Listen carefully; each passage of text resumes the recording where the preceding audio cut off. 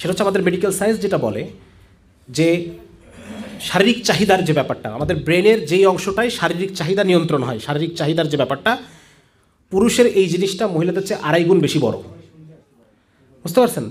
মানে এই শারীরিক চাহিদার চিন্তাটা মহিলাদের খুব দৈনন্দিন কাজে খুব বেশি সমস্যা তৈরি না করলেও পুরুষের দৈনন্দিন কাজে এটা সমস্যা তৈরি করে। আল্লাহ রাব্বুল আলামিন এভাবেই তৈরি করছেন। হ্যাঁ, এখন হয়তো আরও বোঝা সহজ না কেন আল্লাহ তাআলা একাধিক বিবাহের বিধান দিলেন। ঠিক আছে না?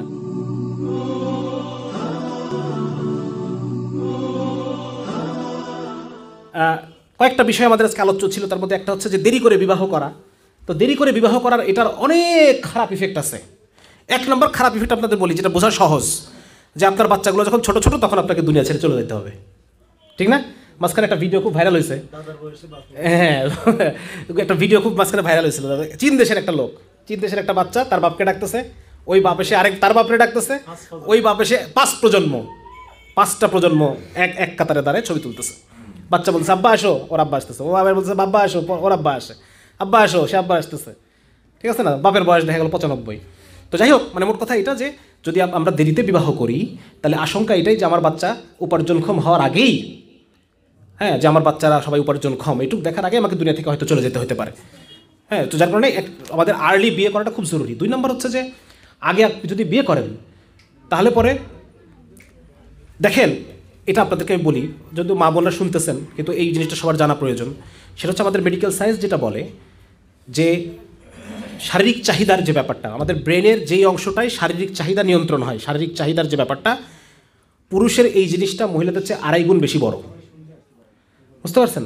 মানে এই শারীরিক চাহিদার চিন্তাটা মহিলাদের খুব দৈনন্দিন কাজে খুব বেশি সমস্যা তৈরি না করলেও পুরুষের দৈনন্দিন কাজে এটা সমস্যা তৈরি করে।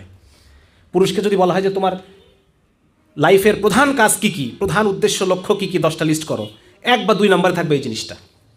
আর মহিলাদের যদি বলা হয় আপনার লাইফের 10টা মূল প্রায়োরিটি, মূল প্রাধান্য কোন জিনিসকে আপনি দেন, এরকম 10টা লিস্ট করেন, মহিলাদের এই জিনিস চলে যাবে 20-এর বাইরে। এটা আমাদের আল্লাহ রাব্বুল আলামিন এভাবেই তৈরি করছেন। হ্যাঁ, এখন হয়তো আরও বোঝা সহজ না কেন আল্লাহ তাআলা একাধিক বিবাহের বিধান দিলেন। ঠিক আছে না? তো যার কারণে যা বলতেছি যে এই কারণে পুরুষের অনেক কিছু মানে প্রোডাক্টিভ চিন্তা, আমি দেখছি আমার বন্ধুবান্ধবের মধ্যে যারা ভার্সিটিতে ফার্স্ট ইয়ারে বিবাহ করছে তাদের রেজাল্ট ভালো হয়েছে, তারা ভালো ভালো পজিশনে আছে এখন। আর আমরা যারা হাহুতাশ করে জীবনটা পার করছি, তারা আমাদের পিছাই গেছি বিভিন্ন বিষয়ে।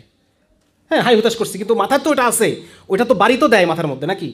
তো যার কারণে এটা আপনারা যদি আর্লি বিবাহ করেন আপনাদের প্রোডাক্টিভ হবে, সময়টা কী হবে? প্রোডাক্টিভ হবে। আর নাহলে আনপ্রোডাক্টিভ সময় কাটবে, কোনো প্রোডাক্ট হবে না।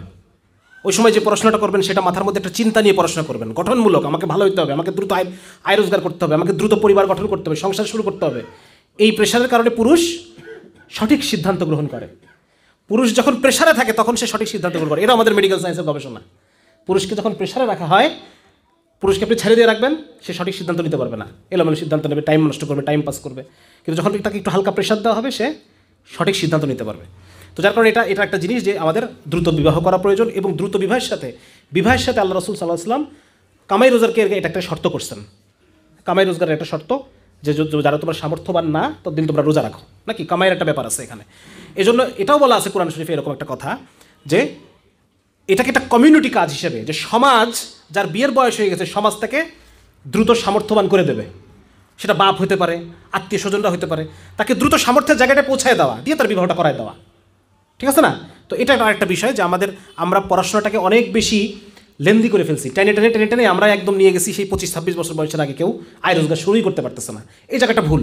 বরং আমি জেনারেল শিক্ষিত ছেলেদেরকে বলবো, আমার এই কথা হয়তো বা সবার কাছে পৌঁছাবে ইন্টারনেটের মাধ্যমে, যে তোমরা ভার্সিটি পাস করার জন্য বসে থেকো না, আগেই আয় রোজগার শুরু করো। বিভিন্নভাবে আলহামদুলিল্লাহ ব্যবসার সুযোগ আছে, ফ্রিল্যান্সিংয়ের সুযোগ আছে, চাইলে তুমি টিউশনই করাতে পারো, বিভিন্নভাবে তুমি আয় ইনকাম শুরু করো। বাপ মাকে দেখাইতে হবে যে আমি ম্যাচিউর্ড হয়েছি। অনেক ছেলে আমাকে ইনবক্স করে, ভাই আব্বা আমাকে বলি বিয়ে দেওয়ার জন্য, আব্বা মতো কথা শোনে না। আর বেটা তুই এখনো দেখোস কার্টুন, বা আব্বা তোর কেন বিয়ে দেবে? তুই আমার বল, তুই এখনো 3 ঘন্টা 4 ঘন্টা দিনের মধ্যে ক্রিকেট খেলা দেখোস, গেম খেলোস মোবাইলের মধ্যে। তোর বাপ মা মনে করো আমার ছেলে এখন বাচ্চা, আমার ছেলে এখনো তার তো এখনো বড়ই হয় নাই, বিয়ে করার মতো হয় নাই।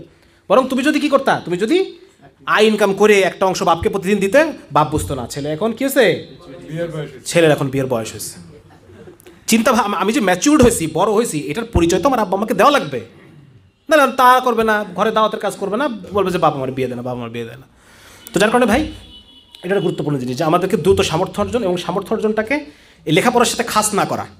লেখাপড়ার সাথে আমি আবার এসএসসি পাস করবো, কি অনার্স পাস করবো, মাস্টার্স পাস করবো, এরপর কি একটা চাকরি করবো, মানে এত পিছানো যাবে না। ইনকাম শুরু করতে হবে, আগে আগে চেষ্টা করা, ঠিক আছে না? নিজের ম্যাচুরিটির পরিচয় দেওয়া। আমি যখন আমার প্রতিদিন যখন আমি প্রোডাক্টিভ কাজ আমি যখন বাপ মাকে দেখাবো, প্রোডাক্টিভ কাজের মধ্যে থাকবো, পড়াশোনা করতেছি, আয় ইনকাম করতেছি, একটা ব্যবসাও করতেছি হালকা ছোটো, হ্যাঁ প্রোডাক্টিভ চিন্তা, তখন আমার আব্বা মা বুঝবে ছেলের বিয়ের বয়স হয়েছে।